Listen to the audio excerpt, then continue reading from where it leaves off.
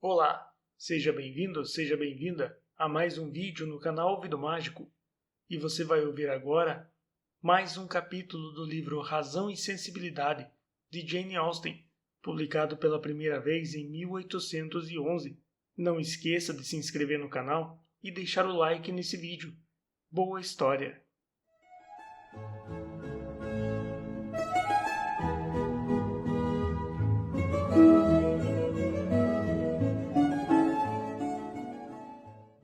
Capítulo 24. Em tom firme, no entanto cauteloso, Elinor começou.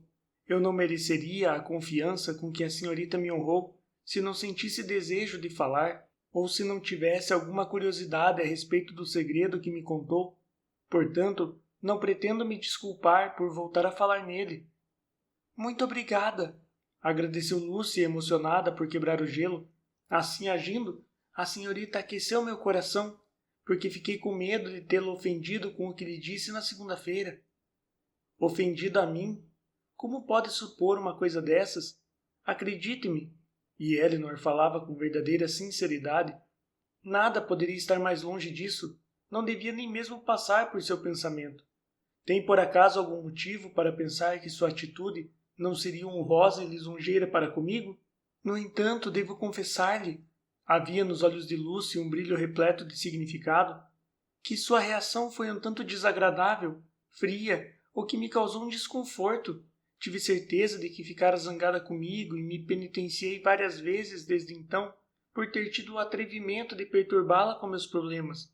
Mas estou contente por saber que se tratou apenas de impressão minha, que a senhorita realmente não me censurou. Se soubesse como foi grande o consolo que encontrei ao dar alívio ao meu coração, contando-lhe o que eu vivia pensando a cada momento da minha vida, sua compaixão teria sobrepujado tudo mais, tenho certeza.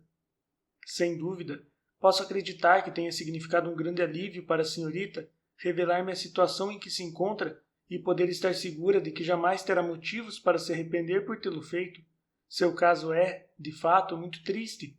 Parece-me que a senhorita se encontra rodeada por dificuldades e que precisará que sua afeição seja profundamente correspondida para que possa suportá-las. Eu acredito que o Sr. Ferrars depende inteiramente da mãe. Ele tem apenas 2.000 libras, que de fato lhe pertencem. Seria uma loucura nos casarmos nessa situação, se bem que por minha parte estou disposta a aceitá-la, sem nem sequer um suspiro.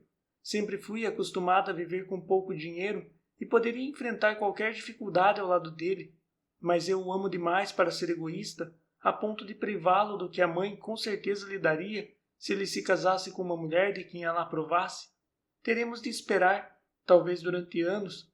Caso se tratasse de outro homem, esta seria uma perspectiva alarmante, mas sei que nada poderá me privar da afeição e constância de Edward. Essa convicção deve ser muito valiosa para a senhorita, e sem dúvida ele também é amparado pela mesma confiança que lhe dedica. Seria lamentável, sem dúvida, se essa força da recíproca dedicação falhasse, como costuma acontecer com muitas pessoas depois de permanecer firme durante 4 anos de compromisso sobre várias circunstâncias. Ao ouvir isso, Lucy ergueu o olhar para Elinor, que, no entanto, permanecia exercendo cuidadoso controle para não deixar que algum tipo de expressão conferisse qualquer conotação suspeita às suas palavras. Edward me ama, afirmou Lucy. Ele pode prová-lo pelo teste que foi a nossa longa separação, desde que ficamos noivos, e saiu-se tão bem dessa dolorosa provação que seria imperdoável se eu agora duvidasse do seu amor. Posso tranquilamente dizer que ele jamais me deu motivo algum de alarme, desde o começo.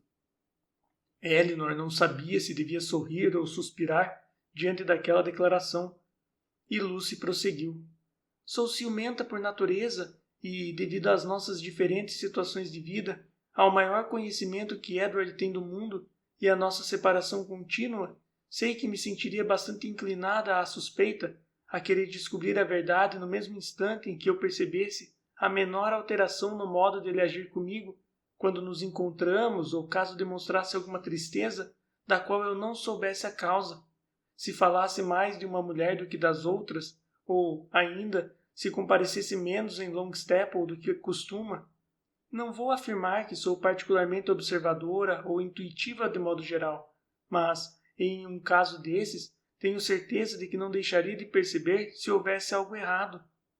Tudo isso, comentou Elinor, é muito bonito, mas pode enganar a qualquer uma de nós. Após um longo silêncio, ela indagou: qual é a sua perspectiva? Ou não tem nenhuma a não ser esperar pela morte da Sra. Ferrars, que é uma triste e chocante decisão. O filho dela está disposto a submeter-se a isso e ao assustador tédio de anos de espera, no qual a senhorita estará envolvida, em vez de correr o risco de desagradar à mãe, dizendo-lhe a verdade? Se pudéssemos ter certeza de que seria apenas por pouco tempo, mas a Sra. Ferrars é uma mulher teimosa, cheia de orgulho, e ao ficar sabendo sobre nós dois, seu primeiro impulso, ocasionado pela ira, seria passar tudo para Robert. Quando penso nisso, o medo me faz perder toda a tendência a medidas drásticas, pelo bem de Edward. E igualmente pelo seu bem, caso contrário a senhorita estaria levando seu desinteresse para além da razão. Lucy tornou a olhar para Elinor e ficou calada. A senhorita conhece o Sr. Robert Ferrars? Perguntou Elinor. Não, jamais o vi, mas imagino que ele seja muito diferente do irmão, tolo e um grande peralta. Um grande peralta, repetiu a senhorita Steele, cujos ouvidos captaram essas palavras em uma pausa da música de Marianne. Ah, elas estão falando de seus namorados. Não, irmã, retrucou Lucy. Dessa vez você se enganou. Nossos namorados não são grandes peraltas. Eu posso garantir que o da senhorita Dashwood não é, interferiu a senhora Jennings, rindo gostosamente, pois se trata de um dos mais modestos e bem comportados cavalheiros que já vi. Mas quanto a Lucy, é uma criaturinha tão dissimulada que ainda não pude perceber do que ela gosta. Ah! Exclamou a senhorita Steele, olhando de modo significativo para as demais. Arrisco-me a dizer que o namorado de Lucy é tão modesto e bem comportado quanto o da senhorita Dashwood. Elinor corou, apesar de si mesma. Lucy mordeu o lábio inferior e olhou zangada para a irmã. Fez-se um profundo silêncio por algum tempo, e Lucy foi a primeira a quebrá-lo, falando em voz baixa, apesar de Marianne estar dando às duas a poderosa proteção de um magnífico concerto. Vou contar-lhe honestamente um esquema que me veio à cabeça há algum tempo, para tentar conduzir as coisas da melhor maneira possível. É claro que assim vou fazê-la saber mais do meu segredo, mas como a senhorita é parte interessada, acredito que conheça Edward o bastante para saber que ele prefere a carreira eclesiástica a qualquer outra profissão.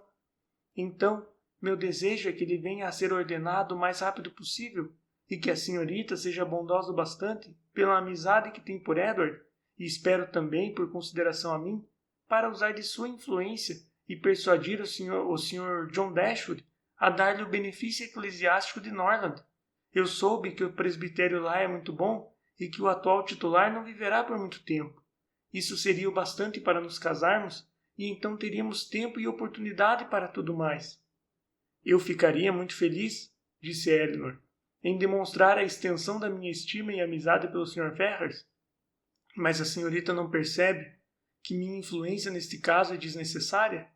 Ele é irmão da Sra. John Dashwood, e isto deverá ser recomendação suficiente para o marido dela. Mas a Sra. John Dashwood poderá não aprovar que Edward escolha a carreira eclesiástica. Nesse caso, temo que minha influência irá valer pouquíssimo. As duas se mantiveram caladas por vários minutos, até que depois de um profundo suspiro, Lucy falou. Creio que o mais acertado seria acabar com toda essa confusão rompendo o noivado. Estamos cercados de dificuldades por todos os lados, e elas vêm nos atormentando, nos tornando infelizes há muito tempo. Talvez venhamos a ser mais felizes se terminarmos. Não quer me aconselhar, senhorita Dashwood? Não. Elinor fez a recusa com um sorriso que ocultava sentimentos muito agitados. Sobre esse assunto, com certeza não irei dar-lhe conselhos. Sabe perfeitamente que minha opinião nada irá significar para a senhorita se não estiver de acordo com os seus desejos. Está me julgando mal, declarou Lucy com ar solene. Não conheço ninguém de quem eu respeite mais a opinião do que a senhorita, e penso, de fato, que se me dissesse, eu creio que romper o noivado com Edward Ferrars será melhor para a felicidade de ambos, eu o faria imediatamente. Corando diante da falta de sinceridade da futura esposa de Edward, Elinor respondeu. Esse cumprimento me causaria ainda mais medo de dar minha opinião, caso eu já tivesse alguma. Ele coloca minha influência muito no alto. O poder de separar duas pessoas tão ternamente unidas é demais para uma pessoa imparcial.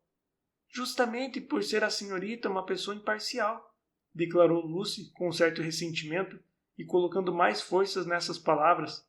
É que sua opinião tem tanto peso para mim.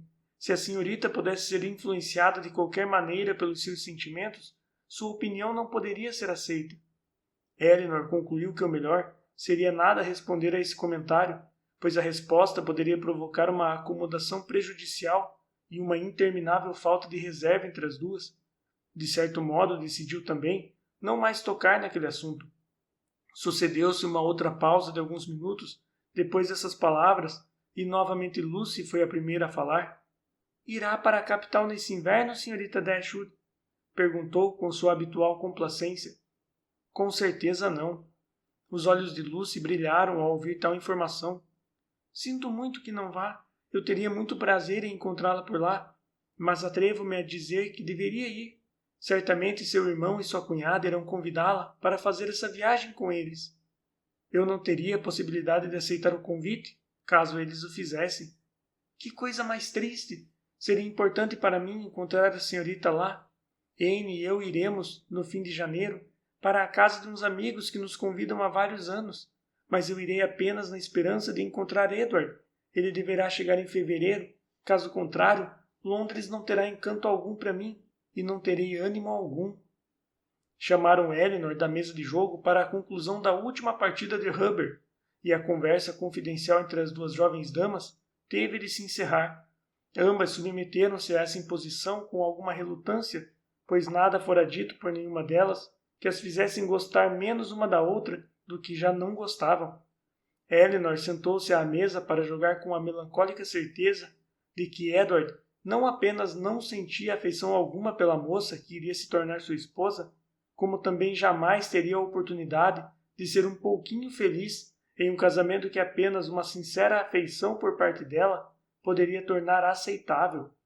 Fato este impossível, porque apenas um interesse egoísta levaria uma mulher a obrigar um homem a prosseguir em um compromisso do qual já se cansara. Desse dia em diante, Eleanor nunca mais tocou no assunto, e toda vez que era mencionado por Lucy, que jamais perdia uma oportunidade de fazê-lo, preocupando-se de informar sua confidente sobre a felicidade de ter recebido uma carta de Edward, era tratado com calma e prudência por Eleanor, que o colocava de lado assim que a boa educação o permitia. Ela considerava essas conversas uma indulgência que Lucy não merecia e que era perigosa para si mesma. A estada das senhoritas Steele em Barton Park prolongou-se até onde uma primeira visita pode ser tolerável. As boas graças aumentavam quando não eram desperdiçadas. Sir John não queria nem sequer ouvir falar que as irmãs Steele iriam embora. Apesar dos numerosos compromissos em Exeter marcados, já havia algum tempo, apesar da necessidade que havia de voltarem para atendê-los imediatamente, o que era repetido com ênfase a cada fim de semana. As duas senhoritas deixaram-se persuadir a ficar por cerca de 2 meses em Barton e compareceram a 2 celebrações daquele festival que exige mais do que uma participação em comum de bailes e imensos jantares organizados por particulares para demonstrar sua importância.